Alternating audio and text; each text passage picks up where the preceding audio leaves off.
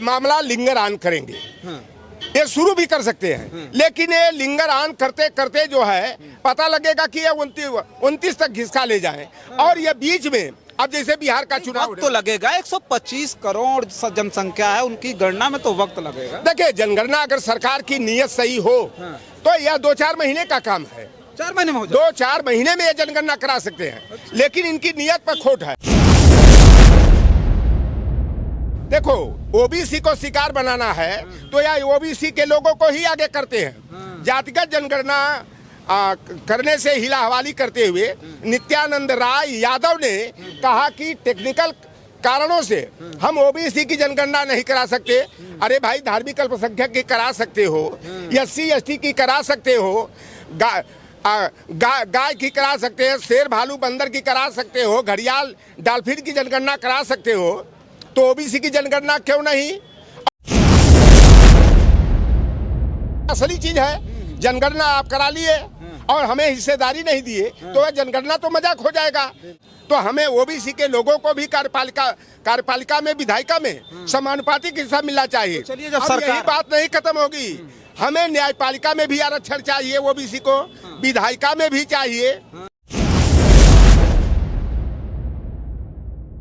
साथियों नमस्कार, मैं हूं रजनीश और आप जन आदर्श भारत देख रहे हैं। इस वक्त हम उत्तर प्रदेश की राजधानी लखनऊ में हैं और लखनऊ में जिस बात की सबसे ज़्यादा चर्चा है वो ये है कि केंद्र सरकार ने यानी मोदी सरकार ने जाति जनगणना कराने का ऐलान कर दिया है। जैसे ही मोदी सरकार ने जाति जनगणना कराने का ऐलान कर दिया, लोग कह रहे हैं कि ये मोदी सरकार का मास्टर स्ट्रोक है, क्योंकि विपक्षी लगातार जातिवार जनगणना को लेकर के मोदी सरकार और योगी सरकार को घेरते नजर आ रहे थे। सबसे ज़्यादा अगर उसमें कुछ प्रभावित होने वाला है तो उत्तर प्रदेश का 2027 का चुनाव इस जाति जनगणना के फैसले पर होगा। हमारे साथ समाजवादी पार्टी के कद्दावर नेता है जो लगातार इस देश में पीडीए की आवाज़ बन रहे हैं, चौधरी लौटन राम निषाद जी। सर, बहुत बहुत स्वागत है। धन्यवाद आपके चैनल के जो भी व्यूअर हैं, मैं आग्रह करूंगा, निवेदन करूंगा कि लाइक करके, सब्सक्राइब करके, शेयर करके जनता तक सही बात पहुंचाने की मदद करें। आज आप बड़ा निराश तो नहीं दिख रहा है ना? आज तो खुशी का दिन है कि जातिवार जनगणना होने जा रही है देश में। देखिए, पीडीए के प्रेशर का सवाल है। पीडीए की ताकत को देखकर भारतीय जनता पार्टी जो है घुटना टेकने को मजबूर हुई है और जातिगत जनगणना कराने का निर्णय लिया है। लेकिन जातिगत जनगणना कराने का भारतीय जनता पार्टी ने निर्णय लिया है, अभी हम लोग सशंकित हैं कि या कहीं जो सही आंकड़े न दे करके सवर्णों का आंकड़ा को बढ़ा दें और ओबीसी का आंकड़ा को जो है कि कमतर दिखाने का प्रयास करें। देखिए, जातिगत जनगणना संविधान के अनुच्छेद संख्या 246 के तहत यह संवैधानिक मुद्दा है और केंद्र सरकार के अधिकार में आता है। एक मिनट रोकेंगे आपको। समाजवादी लगातार जाति जनगणना करा करके इसी बात कर रहे थे जिससे पूरा का पूरा देश सुधर जाएगा।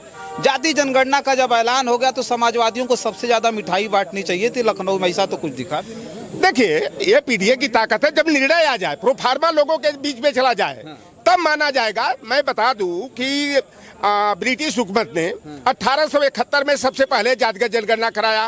अंतिम बार जनगणना 1931 में हुई।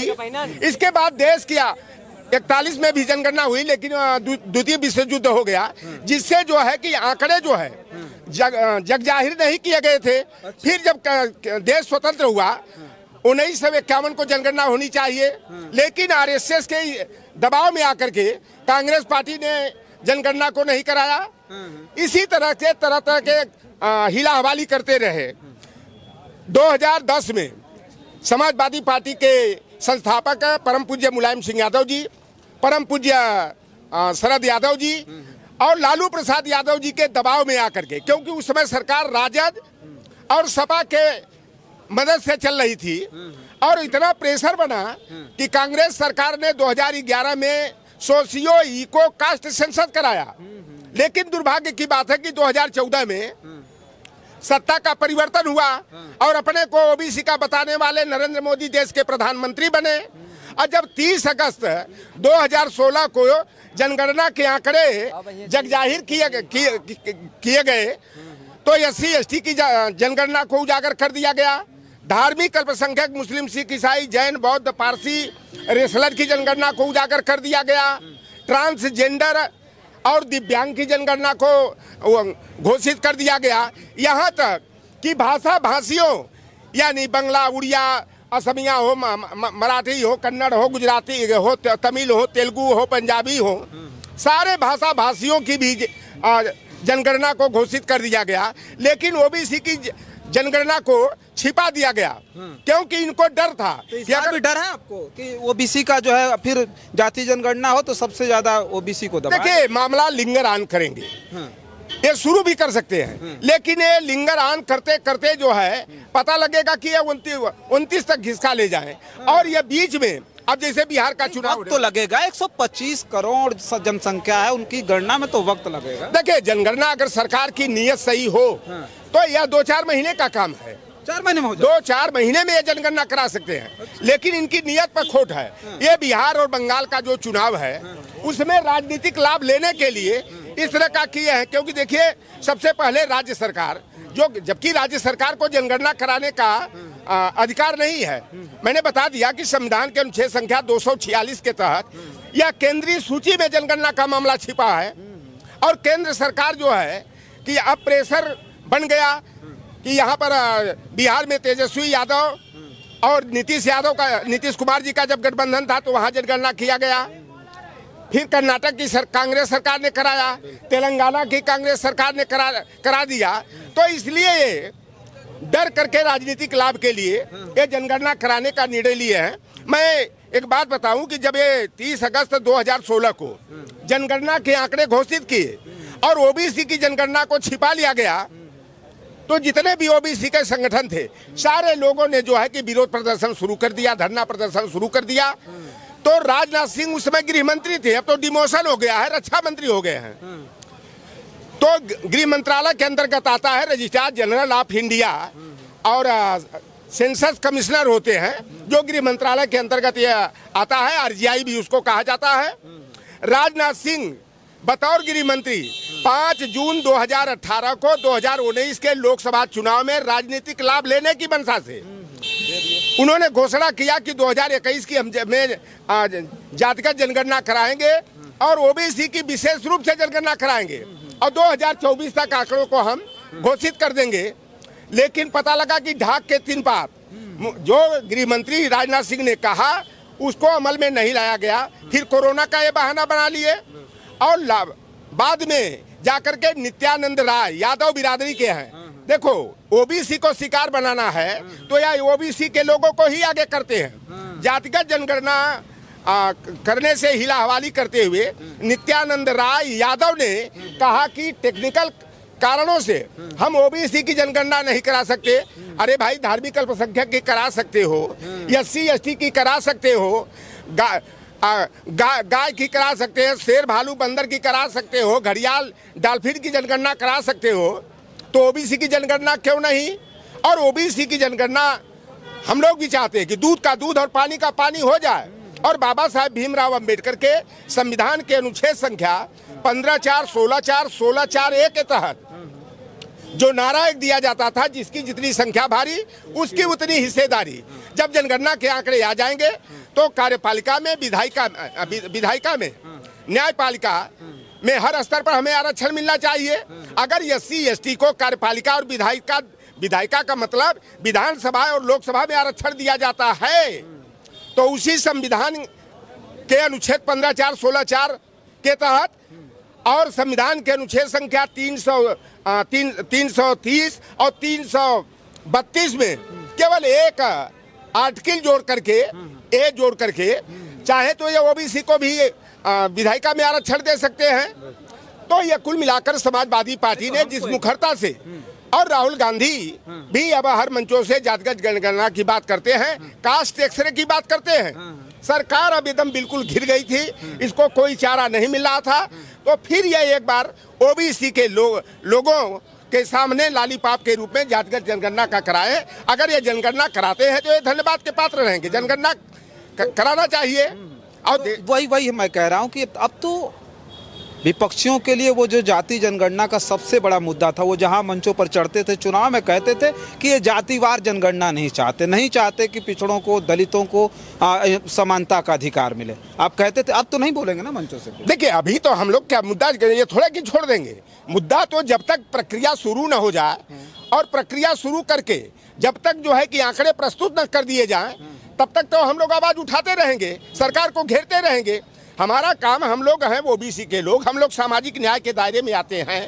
और भाई देखो, जितनी संख्या होती है परिवार में, आपके 10 सदस्य हैं तो 10 सदस्यों के हिसाब से आपके यहाँ सब्जी बनती है, दाल और चावल रोटी बनती है। तो जब जातिगत जनगणना के आंकड़े आ जाएंगे तो जो जन कल्याणकारी योजनाएं होती हैं उसको संचालित करने में सहूलियत आती है। लेकिन भारतीय जनता पार्टी, आरएसएस इसलिए जातिगत जनगणना नहीं कराते हैं ताकि इनका असली पोल जो है कि खुल जाएगा। इसलिए जो है समाजवादी पार्टी जिस मुखरता से जो है जातिगत जनगणना के मुद्दे को उठाती रही है, उठाती रहेगी। और साथ ही साथ सरकार से हम लोगों की यह भी मांग है कि जो जब जनगणना के साथ साथ जो है समानुपातिक आरक्षण की व्यवस्था का भी मुद्दा आगे बढ़ाना पड़ेगा। तो वही सवाल कर रहे थे कि जाति जनगणना से तो कुछ हो नहीं पाएगा, सारा कुछ तो मामला खत्म नहीं होगा। जो अखिलेश यादव जी लगातार कह रहे थे, जो राहुल गांधी लगातार कह रहे थे कि हम चाहते कि जाति जनगणना करके सबको समानता का अधिकार दिलाएंगे। मतलब ये जाति एक्सरे की जो बात आप कर रहे थे, क्या लगता है कि ये जाति जनगणना के बाद सारे मुद्दे खत्म हो जाएंगे कि फिर और मुद्दे बचेंगे जो समानता के अधिकार की बात है? देखिए, जातिगत जनगणना के बाद अनुच्छेद संविधान के अनुच्छेद संख्या 15(4), 16(4) के तहत जो व्यवस्था है समानुपातिक कोटे की, हिस्सेदारी की, वह तो बात है, असली चीज है। जनगणना आप करा लिए और हमें हिस्सेदारी नहीं दिए तो वह जनगणना तो मजाक हो जाएगा। तो हमें कास्ट सेंसस के साथ साथ जो है कि हमें समानुपातिक हिस्सेदारी भी चाहिए, और इससे जो है कि काम नहीं बनेगा। और जब भी आप देखेंगे कि राजनाथ सिंह जब मुख्यमंत्री थे उत्तर प्रदेश के, तो हुकुम सिंह जी की अध्यक्षता में सामाजिक न्याय समिति 2001 में बनाए थे, और उस आंकड़े के आधार पर ओबीसी की जनसंख्या जो है 54.05% थी, और आरक्षण कितना हमको दिया गया है 27%, 54 का सीधे आधा। अरे उस हिसाब से भी हमें राज्य सरकार की सेवाओं में 54% हिस्सेदारी मिलनी चाहिए। जब SC/ST को जनसंख्या के अनुपात में आरक्षण मिलता है कार्यपालिका और विधायिका में, तो हमें ओबीसी के लोगों को भी कार्यपालिका में, विधायिका में समानुपातिक हिस्सा मिलना चाहिए। चलिए, जब सरकार यही बात नहीं खत्म होगी, हमें न्यायपालिका में भी आरक्षण चाहिए ओबीसी को, विधायिका में भी चाहिए, तब जाकर के जो है कि सामाजिक न्याय को जो है अमली जामा पहनाया जा सकता है। चलिए ठीक है। देखिए, जो जाति जनगणना का जो निर्णय केंद्र सरकार का आया है, इस देश के दलितों, पिछड़ों, आदिवासियों को एक बात समझ लेनी चाहिए, इसलिए मैं चर्चा कर रहा था। लौटन राम निषाद जी थे जो काफ़ी ज्ञान रखते हैं इस मामले पर, और जाति जनगणना से सारे मामले ख़त्म नहीं होंगे। मामले तब खत्म होंगे जब जाति जनगणना के बाद उन तमाम जातियों को संख्या के हिसाब से हिस्सेदारी मिल जाए। जब उनको हिस्सेदारी जब तक नहीं मिलेगी तब तक ये जाति जनगणना से कुछ होने वाला नहीं है। फिलहाल इस वीडियो में इतना ही। बहुत सारी खबरें लेकर के आपके बीच में हाजिर होंगे। हमारी इस खबर पर आपकी क्या प्रतिक्रिया हमें कमेंट बॉक्स में ज़रूर लिखिएगा। बहुत सारी खबरों के लिए बने रहें जन आदर्श भारत के साथ, और हमें दे इजाज़त। नमस्कार।